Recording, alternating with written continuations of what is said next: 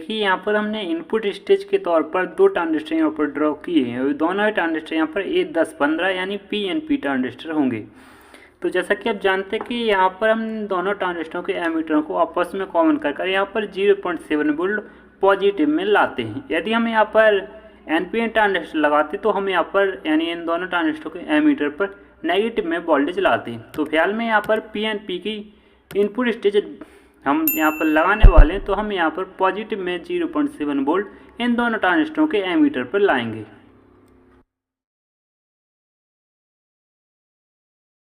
इतना अरेंजमेंट करने के बाद आपको इस ट्रांजिस्टरों के एमीटरों पर 0.7 वोल्ट पॉजिटिव में देखने को मिल जाएगा।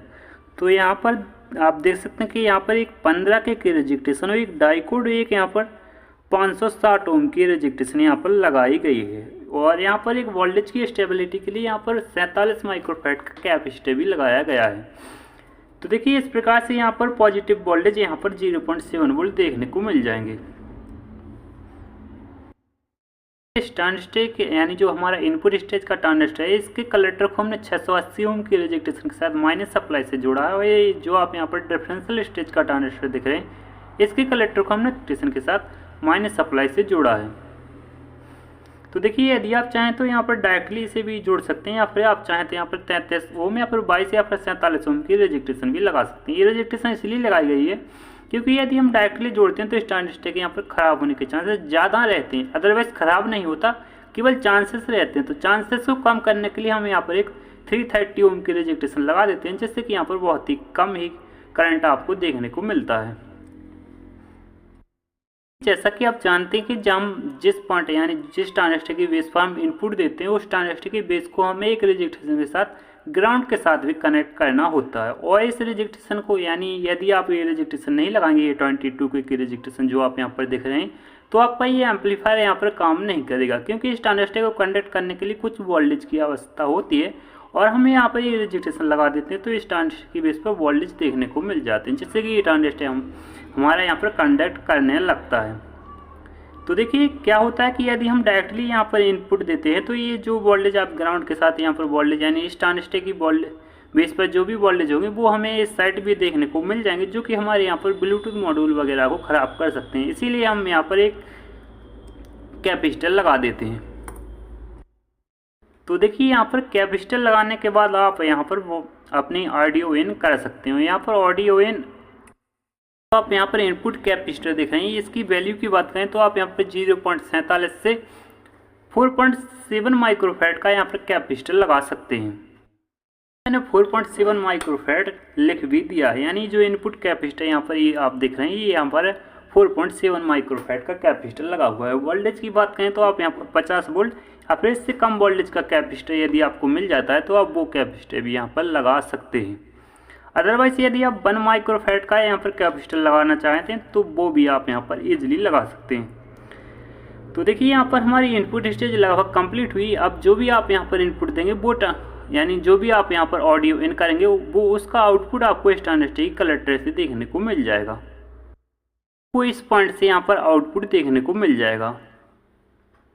तो देखिए जो भी हमें यहाँ पर आउटपुट देखने को मिलेगा, इस सिग्नल को और बूस्ट करने के लिए हम यहाँ पर एक और ट्रांजिस्टर यहाँ पर ड्रॉ करते हैं। यहाँ पर जो भी ट्रांजिस्टर यहाँ पर यूज किया जाएगा वो यहाँ पर TIP41C ट्रांजिस्टर होगा। यदि आप अदर ट्रांजिस्टर लगाना चाहें तो आप यहाँ पर C2073 ट्रांजिस्टर भी आप यहाँ पर इजीली लगा सकते हैं। तो देखिए इस ट्रांजिस्टर का एमीटर हमारी माइनस सप्लाई से कनेक्ट होगा और इस ट्रांजिस्टर का बेस हमारे इस ट्रांजिस्टर के कलेक्टर के साथ कनेक्ट हो जाएगा। तो देखिए यहाँ पर जो हमने अभी कंपोनेंट ड्रॉ किए हैं, ये हमारे यहाँ पर एक रेजिस्ट्रेशन लगी होती है जो कि हमारी यहाँ पर 10 ओम की रेजिस्ट्रेशन होती है। ये डाइकोड हमारे यहाँ पर 4060 डाइकोड होते हैं। और आप यहाँ पर दो रेजिस्ट्रेशन देख रहे हैं, ये हमारी वाइसिंग रेजिस्ट्रेशन होती है जो कि यहाँ पर 4.7 के यहाँ पर दोनों ही रेजिस्ट्रेशन हैं। यदि आप 1 वाट की लगाते हैं तो बहुत अच्छी बात है, आपकी साउंड क्वालिटी यहाँ पर बहुत अच्छी होने वाली है। यहाँ पर मैंने 2 ट्रांजिस्टर और ड्रॉ कर लिए हैं। ये जो आप माइनस साइड ट्रांजिस्टर देख रहे हैं, ये हमारा 42C होगा, TIP42C होगा। और जो हमारा यहाँ पर पॉजिटिव साइड ट्रांजिस्टर लगा हुआ है, ये हमारा यहाँ पर TIP41C ट्रांजिस्टर होगा। तो देखिए इस ट्रांजिस्टर का डायरेक्टली माइनस सप्लाई से जुड़ा हुआ है, लेकिन इस ट्रांजिस्टर का कलेक्टर डायरेक्टली नहीं जुड़ेगा। यहाँ पर एक 100 ओम की रिजेक्टेशन लगेगी, यहाँ पर भी एक 100 ओम की रिजेक्टेशन लगेगी। और ये पॉइंट आप देख रहे हैं, ये हमारा यहाँ पर फीडबैक, तो यहाँ पर मैं एफ भी लिख भी देता हूँ। पर जो आप रिजेक्टेशन देख रहे हैं, ये हमारी यहाँ पर फीडबैक रिजेक्टेशन होगी, और इसी रिजेक्टेशन के ऊपर हमारे एम्पलीफायर का गेन डिसाइड होगा। तो देखिए यहाँ पर आप चाहें तो 330 के की या फिर आप यहाँ पर इससे ज़्यादा के की रिजेक्टेशन लगा सकते हैं। तो यहाँ पर मैं 56 के की रिजेक्टेशन लगाने वाला हूँ, जैसे कि आपको यहाँ पर हाईएस्ट गेन देखने को मिल जाए। आप इन दो, आप ये ट्रांजिस्टर देख रहे हैं, ये ट्रांजिस्टर, इसका बेस इस ट्रांजिस्टर के कलेक्टर के साथ डायरेक्टली कनेक्ट हो जाएगा, और इस ट्रांजिस्टर का बेस इस पॉइंट से कनेक्ट हो जाएगा। ऐसे हमारे इन ट्रांजिस्टरों के बेसों के कनेक्शन हो जाएंगे। तो देखिए यहाँ पर एक बूस्ट का कैपेसिटर भी लगता है, वो भी हम यहाँ पर लगा लेते हैं। यहाँ पर मैंने बूस्ट का कैपेसिटर भी लगा दिया। और बूस्ट के कैपेसिटर लगाने का फ़ायदा क्या होता है कि जैसे ही हम अपने एम्पलीफायर का हाई वॉल्यूम ओपन करते हैं, तो हमारे जो बायसिंग वोल्टेज होते हैं वो यहाँ पर ड्रॉप होने लगते हैं। तो इन्हीं बायसिंग वोल्टेज, यानी हमारे जो बायसिंग वोल्टेज हैं, ये ड्रॉप ना हो, इसीलिए हम यहाँ पर एक बूस्ट का कैपेसिटर लगा देते हैं। जैसे कि यदि हमारे बायसिंग वोल्टेज क्लियर रहेंगे तो हमें यहाँ पर साउंड भी बहुत ही क्लियर देखने को मिलेगा।